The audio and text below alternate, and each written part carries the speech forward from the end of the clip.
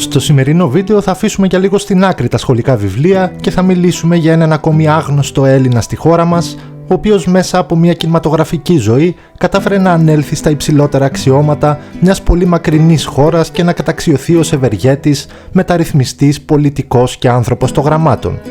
Σήμερα θα μιλήσουμε για το σπουδαίο Βαρθολομαίο Μήτρε Μαρτίνες.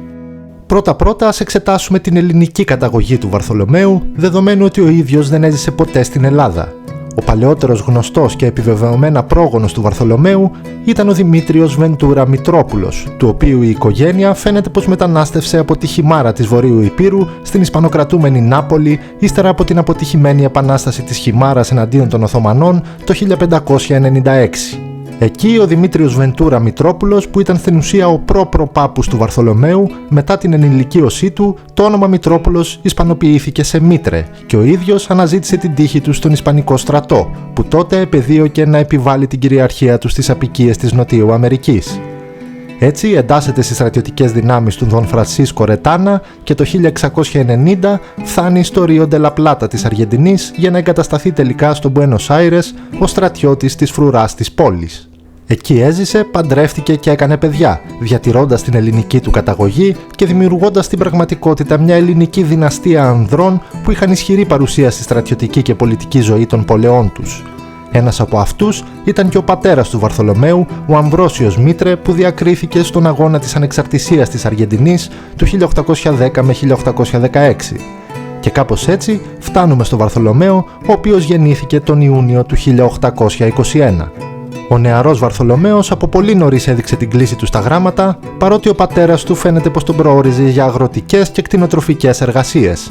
Το 1829 έστειλε τον 8χρονο τότε Βαρθολομαίο στο αγρόκτημα ενός φίλου της οικογένειάς του, ο οποίος μάλιστα ήταν και αδερφός του Αργεντινού δικτάτορα Χουάν Μανουέλ ντε Ρόχας. Πολύ σύντομα όμως, ο Ρόχας τον έστειλε πίσω στο Μπουένος Άιρες, δίνοντάς του ένα σημείωμα που έγραφε το εξής: «Πείτε στον Ντόν Αμβρόσιο ότι αυτός ο νεαρός δεν χρησιμεύει ούτε πρόκειται να χρησιμεύσει σε τίποτε, καθώς όταν βλέπει μία σκιά ξεκαβαλικεύει και στρώνεται στο διάβασμα». Μετά από αυτό, ο Βαρθολομαίος μπήκε στα 15 του χρόνια στη Στρατιωτική Ακαδημία, από όπου και αποφοίτησε 3 χρόνια αργότερα με το βαθμό του ανθιπολογαγού του πυροβολικού, ενώ παράλληλα ενεπλάκηκε με την πολιτική ως μέλος του έγχρωμου κόμματος. Με την αποφοίτησή του εντάχθηκε στο στρατό της Ουρουγουάης, ο οποίος τότε ετοιμαζόταν να αντιμετωπίσει στον ποταμό Ροζάριο το στρατό ενός Αργεντινού κυβερνήτη 2 επαρχιών. Την παραμονή της μάχης, ο Βαρθολομαίος έλαβε ένα γράμμα από τον πατέρα του, βγαλμένο κυριολεκτικά από το πνεύμα της αρχαίας Σπάρτης. Το γράμμα έγραφε: «Ελπίζω να ξέρεις πώς να εκπληρώσεις το καθήκον σου. Αν πεθάνεις, θα έχεις εκπληρώσει την αποστολή σου, αλλά φρόντισε να μην συμβεί αυτό. Εάν σε χάσω, κάτι που μπορεί να συμβεί και για το οποίο είμαι προετοιμασμένος, η τιμητική ανάμνηση που ελπίζω να μου αφήσεις θα παρηγορήσει την υπόλοιπη θλιβερή μου ζωή. Έτσι, αγαπητέ μου γε, είσαι η ελπίδα μου». Τελικά, ο νεαρός Βαρθολομαίος όχι μόνο επέζησε, αλλά διακρίθηκε κιόλας και λίγα χρόνια μετά είχε προαχθεί στο βαθμό του λοχαγού.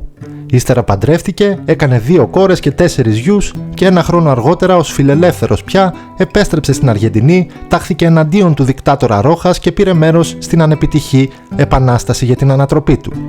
Μετά την καταστολή του κινήματος, ο Βαρθολομαίος βρέθηκε εξόριστος στην Ουρουγουάη, στη Βολιβία, το Περού και τη Χιλή, ώσπου να επιστρέψει το 1851 στην Αργεντινή για να πετύχει τελικά 1 χρόνο αργότερα την ανατροπή του Ρόχας.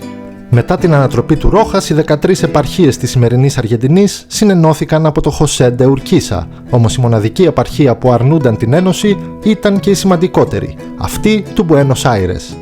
Έτσι, ο Βαρθολομαίος εκλέχθηκε το 1860 κυβερνήτης του Μπουένος Άιρες, υποσχόμενος την ολοκληρωτική ενοποίηση του κράτους της Αργεντινής. Πραγματικά, το 1861 ο Βαρθολομαίος Μήτρε, μετά από τη μεγάλη μάχη στο παβόν της Αργεντινής, νίκησε τον Ουρκίσα και τον υποχρέωσε να αποσυρθεί. Έτσι, ο δρόμος ήταν πια ανοιχτός. 1 χρόνο μετά προκηρύχθηκαν εκλογές και στις 14 επαρχίες της Αργεντινής και ο Μήτρε έγινε ο πρώτος πρόεδρος Δημοκρατίας της Ενωμένης Αργεντινής. Η εθνική ενότητα ήταν γεγονός και έτσι άρχισε μια περίοδος προόδου και μεταρρυθμίσεων σε όλους τους τομείς της χώρας. Εκτός όμως από αυτά, ο Βαρθολομαίος άφησε και σημαντικό πολιτιστικό έργο. Μετά το τέλος της προεδρικής θητείας του, ίδρυσε την εφημερίδα La Nación, η οποία εξακολουθεί μέχρι σήμερα να είναι μία από τις κορυφαίες εφημερίδες της Νότιας Αμερικής. Επίσης έγραψε ποίηση και μυθοπλασία και μετέφρασε στα ισπανικά τη Θεία Κωμωδία του Δάντη, ενώ είναι επιβεβαιωμένο πια πως εκτός από τις υπόλοιπες γλώσσες μιλούσε άπτιστα και τα ελληνικά, παρότι δεν έζησε ποτέ στην Ελλάδα. Τα ελληνικά άλλωστε ήταν η πιο δημοφιλής γλώσσα στην Αργεντινή εκείνης της περίοδου, εκτός φυσικά από τις επίσημες. Ο Βαρθολομαίος Μίτρε πέθανε τελικά σε ηλικία 85 ετών στις 19 Ιανουαρίου του 1906 στο σπίτι του. Η σωρός του συνοδεύτηκε από τεράστιο πλήθος, ενώ στο κημητήριο Ρεκολέτα βρίσκεται μέχρι σήμερα ο τάφος του, μεταξύ των τάφων πολλών σπουδαίων προσωπικότητων της Αργεντινής, όπως οι πρόεδροι της χώρας, η Εύα Περόν και ορισμένοι κάτοχοι βραβείων Νόμπελ. Κάπου εδώ τελειώνει και το σημερινό βίντεο. Γράψτε μου στα σχόλια αν σας άρεσε, γιατί υπάρχουν κι άλλοι άγνωστοι Έλληνες που θα μπορούσαμε να κάνουμε σε μελλοντικά βίντεο. Μέχρι τότε μπορείτε να επισκέπτεστε την ιστοσελίδα μας και να μας βρείτε στα social media για να μας μεταφέρετε τις ιδέες, τις προτάσεις και τις παρατηρήσεις σας.